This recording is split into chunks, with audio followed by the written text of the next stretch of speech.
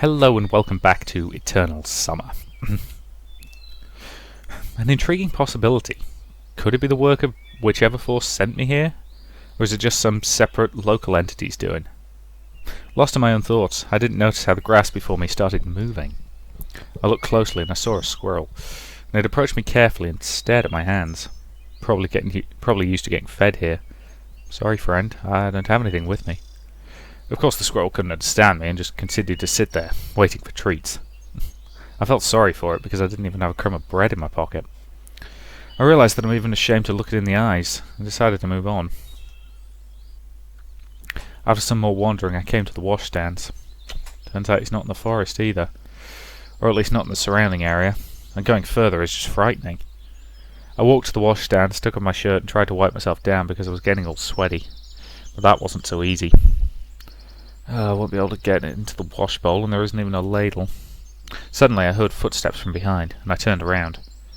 Electronique was walking in my direction. Looking for Shurik? Yeah. You too? Me too.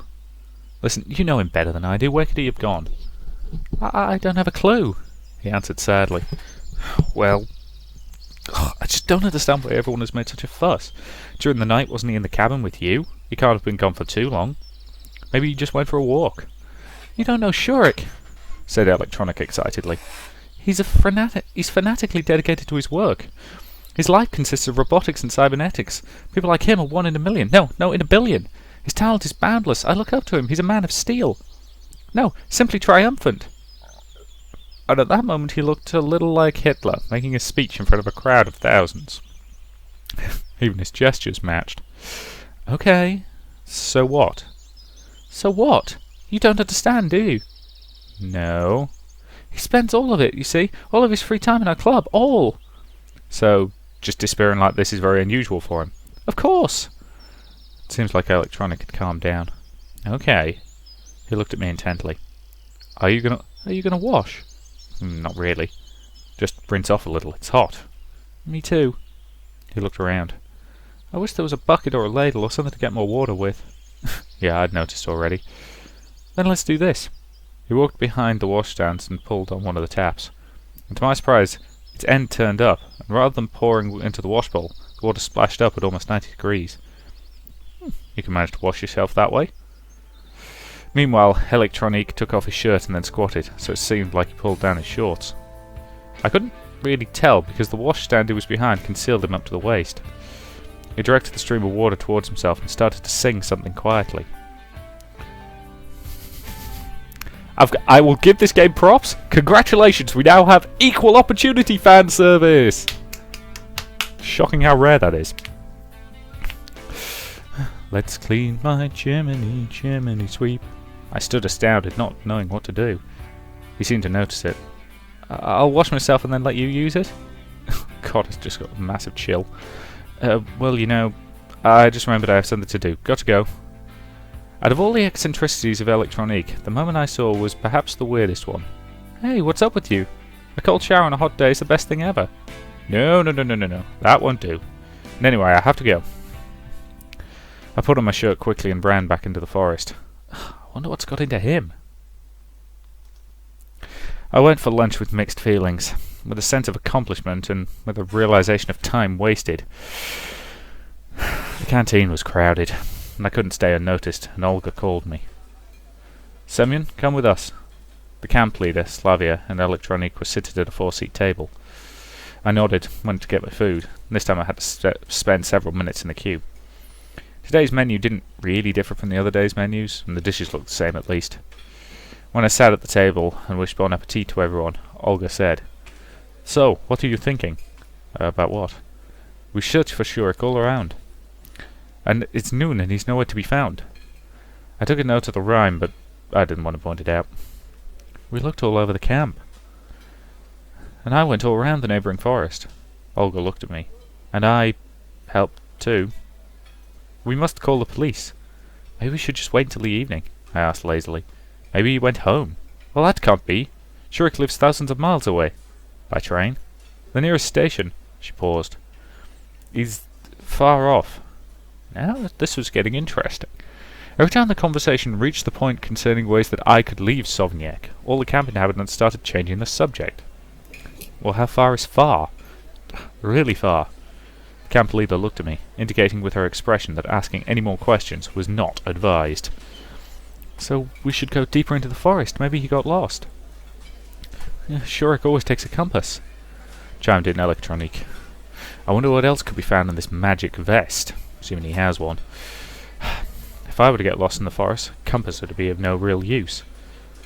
Police! We should call the police in the evening. Not right now, at least.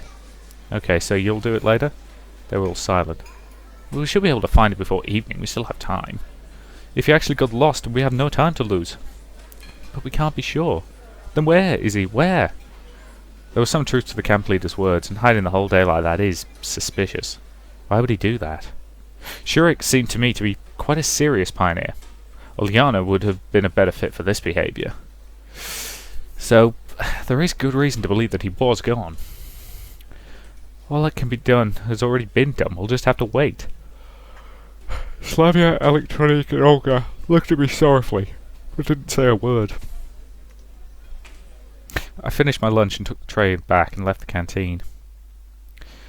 It's still the first half of the day. What now? The camp was drifting off for an afternoon nap. Only Genda stared at me thoughtfully through his glasses. Of course he was staring somewhere else, but I had this feeling that he was constantly watching me. Bet he knows where Shurik's hiding. He just can't say anything.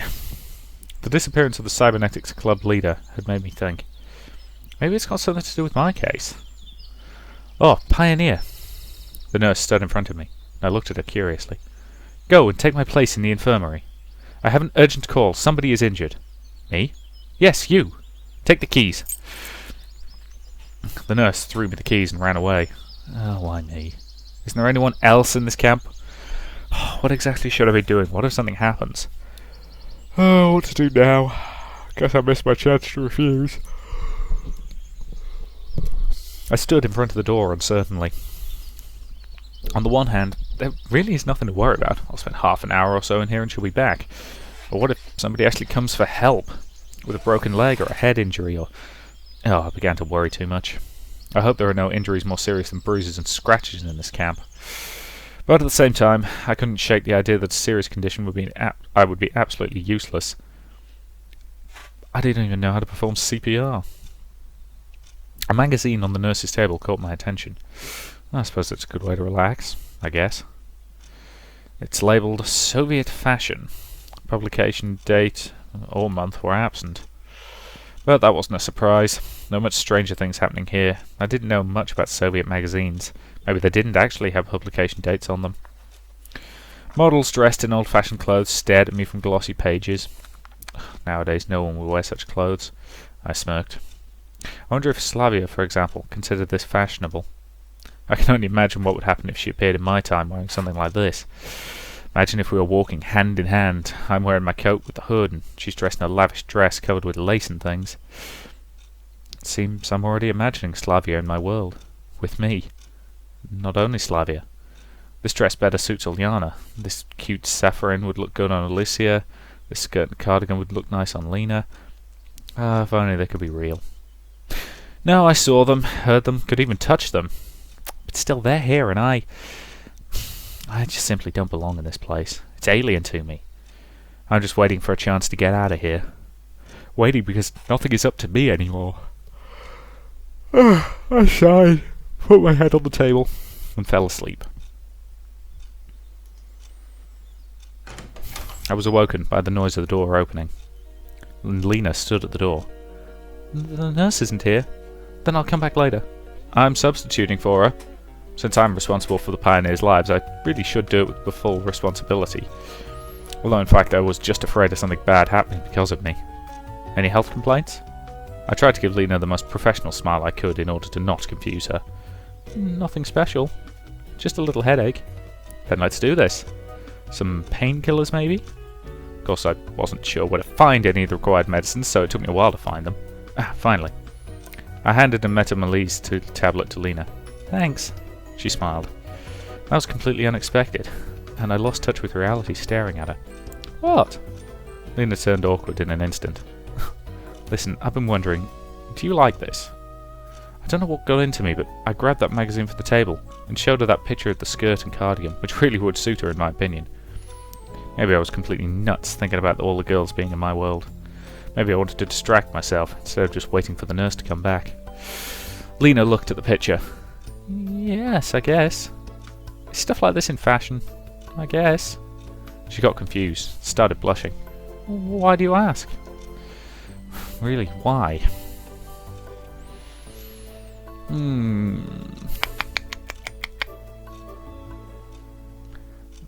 Yeah. Okay, compliments are something I'm not very good at. And she is going to get incredibly awkward and nervous if I go for that. So let's do it because it'll be funny.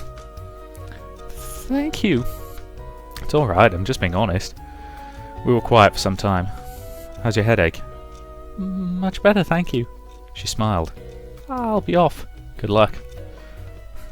Lena went out, and I continued to look through the magazine. After a while, somebody knocked at the door again. Seems that the infirmary is the most popular place to go. Suddenly I decided to roleplay a nurse, just male version, and said, "Come in!" The door opened, and Ilyana entered the room. Wow, did I miss the moment when you decided to start knocking? Anything wrong with me knocking? She frowned. Where does it hurt? Why on earth would I tell you? Where's the nurse? But here, right in front of you. I imposingly crossed my legs and looked questioningly at her. I'd better go. It'd be better to die than be treated by you. She smiled mischievously. Oh, you didn't even let me try. Ilyana thought for a moment. Though you could give me some pills. What's bothering you? It took her some time to reply. Heavy stomach. Sure it's not an empty head, I muttered under my breath. What did you say? Nothing, give me a second. I found the pills in the first drawer I opened. Thank you, Doctor. She smiled cheerfully, and watching Ilyana, I couldn't imagine how such an optimistic and attractive child could have any health problems. Food poisoning from the canteen? Considering the local cuisine, that's not really surprising. Maybe, she smirked. I see you're still alive and kicking. I'm not complaining. Bye! Ilyana ran out of the infirmary, slamming the door. Again, I went back to studying Soviet fashion trends, and time passed, but the nurse was still absent. I wasn't searching for Shurik, I wasn't looking for any clues concerning my situation. I was just sitting, flipping through a magazine. Just for a moment I felt quite satisfied with the situation. So far, everything that's happened here could just be seen as a trip to a summer camp, and if nothing changes anytime soon, then I can start worrying. Again, somebody knocked on the door. Did I miss an outbreak of an epidemic? Slavia was standing at the doorway. Oh, hi. Isn't the nurse here? No, hi. No, she's not here. I'm taking over for the day. Great. I'd like... She hesitated. What? By the way, Semyon, Slavia said, looking at me intently. What? It seems I lost my keys. Have you seen them anywhere? Oh, sure I have.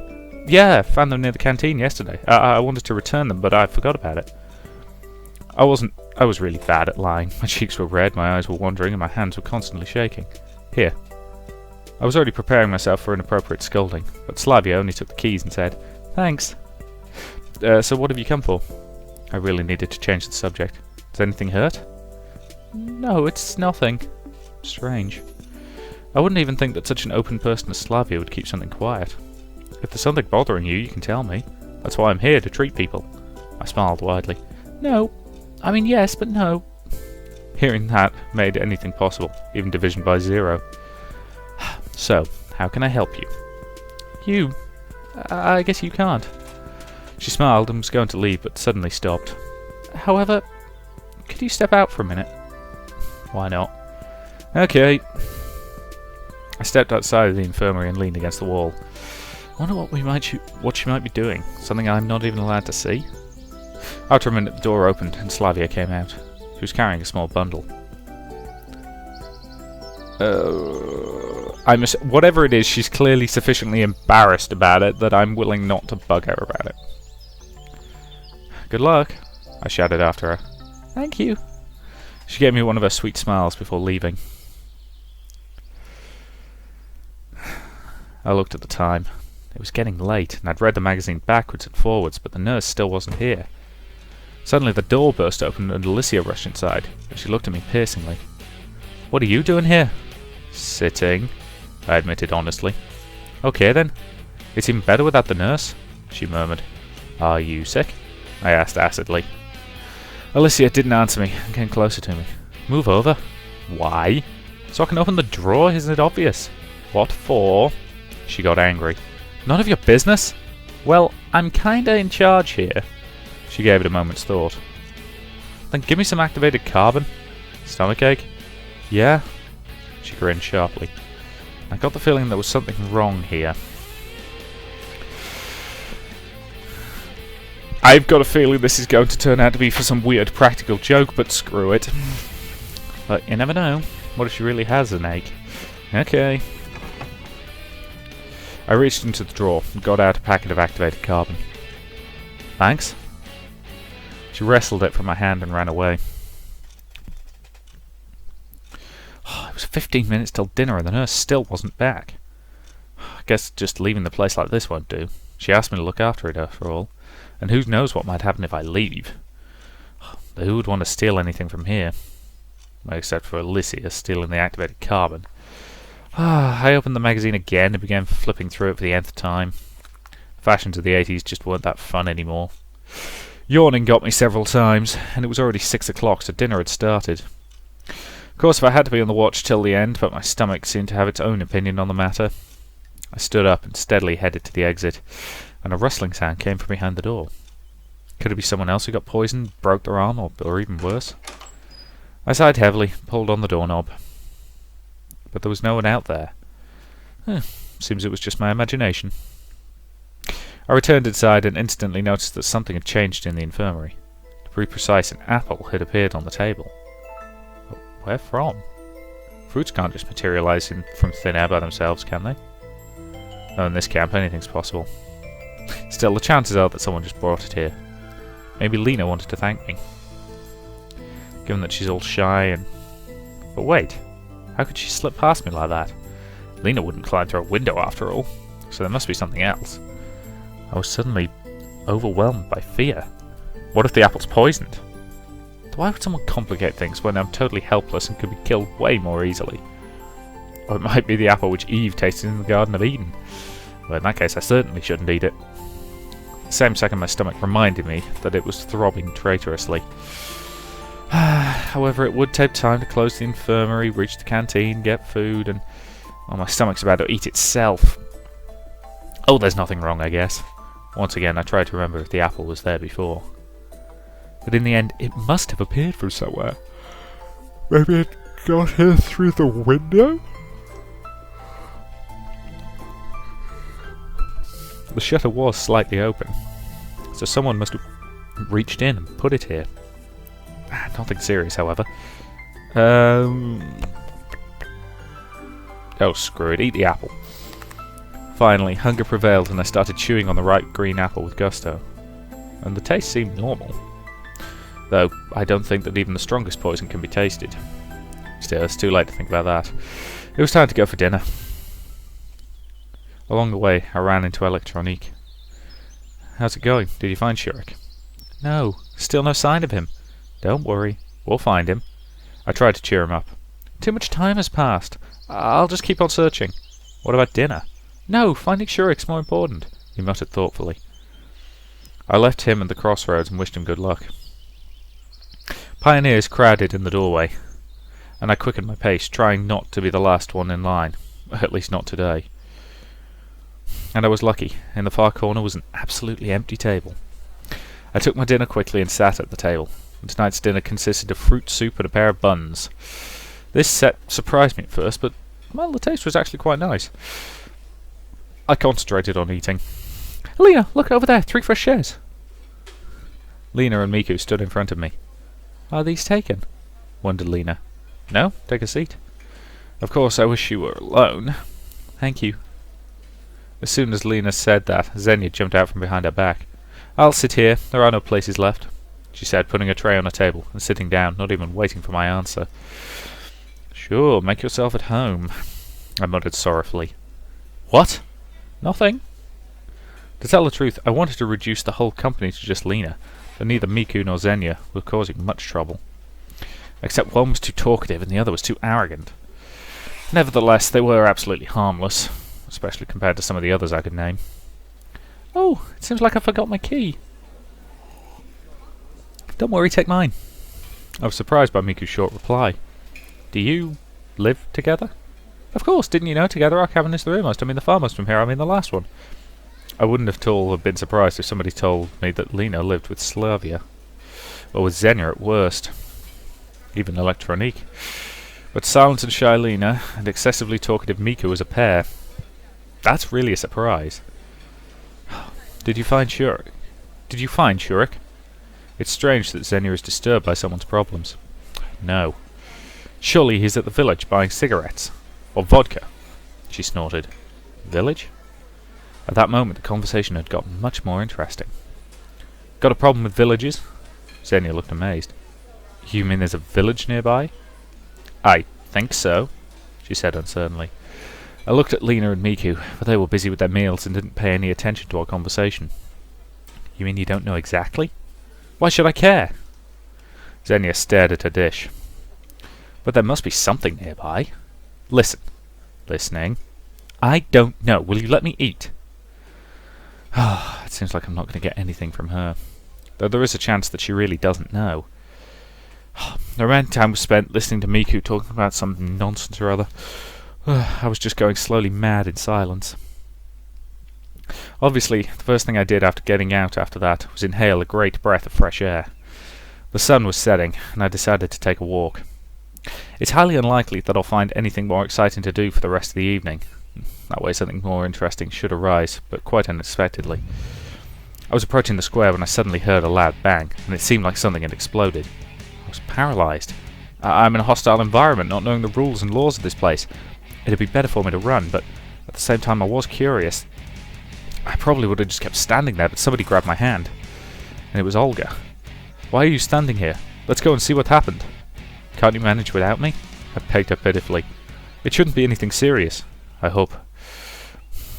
When we came to the square, there was already a crowd of pioneers, and Olga vigorously pushed through the crowd and approached the crime scene. Obviously someone had tried to blow up Genda. But the attackers failed. The monument was still standing upright.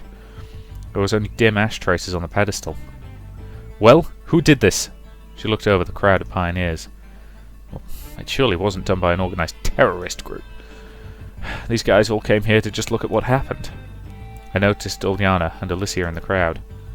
It looked like our camp leader had noticed them too. You two, come here! They approached reluctantly. Why is it always me? If you think so. Show me your hands. What's wrong with them? I looked closer and saw that they were smeared with black. Now it's clear. What did you make a bomb with? The junior terrorist seemed to hesitate over whether or not to confess, then blurted out proudly.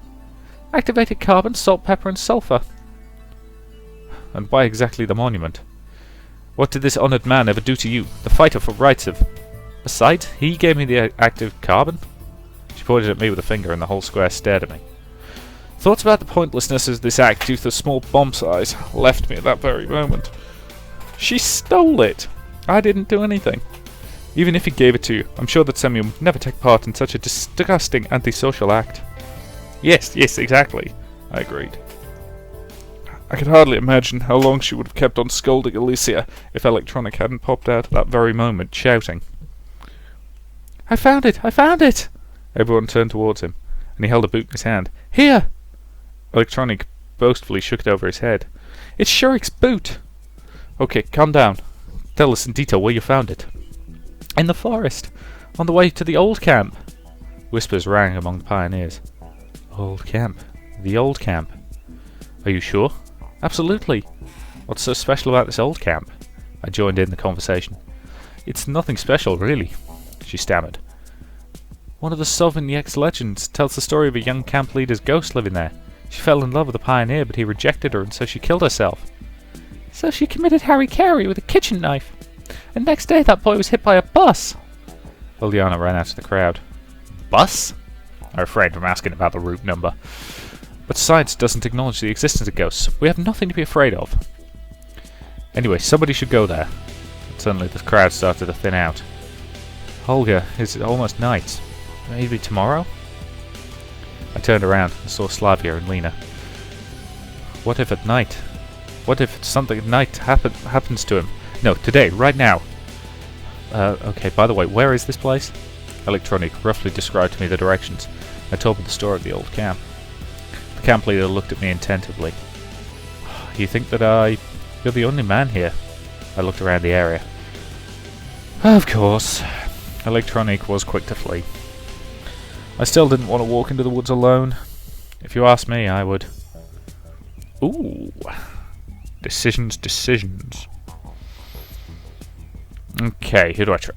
Alicia's a bad call because she's, a bit aggressive. Slavia's potentially viable. Uliana is too damn crazy. Lena is a bit of a scaredy cat, and Alone's viable, but let's go with the reliable and, competent one, I think. I'll go with him. Very well, it's better together. Are you sure? I asked Slavia in a whisper. I wanted to be sure, but she didn't answer, just smiled. I looked speechlessly at Slavia for some time. Why is she always helping me? Very good. Good luck then, both of you. We'll need it. The camp leader and the other girls said their goodbyes and went their own ways. I was quite surprised that they're treating our night walk through the forest to the abandoned camp as something normal. Still, it can't really be helped. Wait a minute, I'll bring a flashlight. Oh yeah, flashlight, sure. While I was waiting for Slavia, I had a strange thought. Why is she always so kind and sympathetic and ready to help? Why did she offer to go with me to, well, God knows where?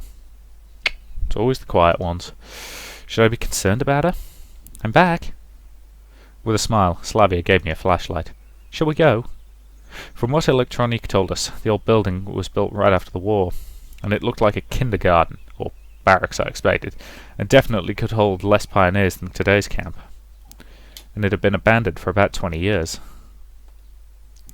It was now totally dark, and it seemed like the forest was as afraid of us as we were of it.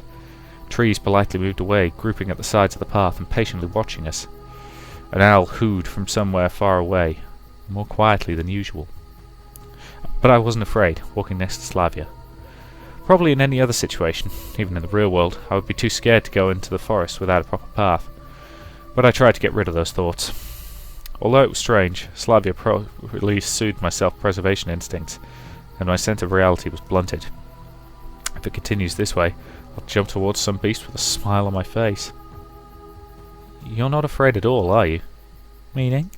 Slavia turned around and looked at me, smiling in a strange way, either with misunderstanding or with gentle mockery. Or maybe I was just seeing things. Well, night, the forest, the old camp. Yes, it sort of gives me the chills. Just sort of? Are you afraid? No, well, okay, yes, but that's a natural human reaction to this kind of situation. I didn't want to show my fear, but I wasn't really scared. I just felt that scared is what I should have been in a situation like this. It was like my body had stopped producing antibodies to fight against an infection. I was scared, not by the night forest, but by the fact that I was reacting to everything that was happening in the wrong way. But on the other hand, I didn't want to make a fool of myself. I see. Slavia smiled again and continued walking. The path, surrounded by trees and bushes, was becoming more narrow, and the deeper we went into the forest, the less clearly we could see the moon. For a moment, clouds hid the moon, and everything was submerged into almost pitch-black darkness. I closed my eyes tight. When I opened them, the moon had taken its place again, and painted the world in the bright white colours of its night shroud. And I only just realised how much I hate the dark. Finally, a clear space appeared far ahead, and a minute later we were standing at the edge of a forest glade. There was a ramshackle old camp building, eroded by rain and rust and beetles, and it smiled at us, with broken windows like a gap-toothed mouth, a silent rebuke from the dead to the living that could be read in the smile. A cemetery fog clouded the whole glade, so ghosts and ghouls and zombies and devils and other evil entities seemed to loom from the haze. The sight was enough to give the average person a heart attack, or well, at least a panic attack. If Slavia hadn't taken my hand, I don't think I would have been able to stand it. Right, as we prepare to head into this quite creepy place, I think that's an excellent point to end this video. So, thank you very much for watching, and I'll see you in the next part.